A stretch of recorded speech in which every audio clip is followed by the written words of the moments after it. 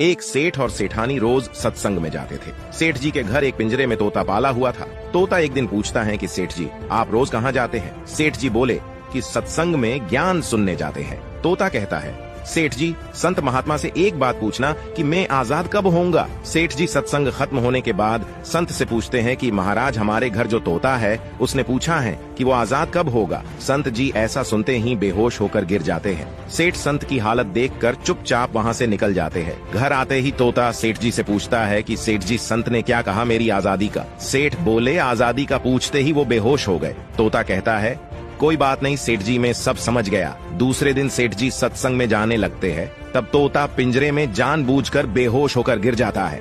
सेठ जी उसे मरा हुआ मानकर जैसे ही उसे पिंजरे से बाहर निकालते हैं तो वो उड़ जाता है।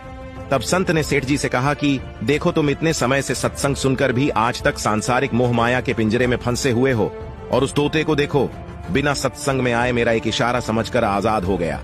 आप ये कहानी से क्या समझें, कमेंट में बताना।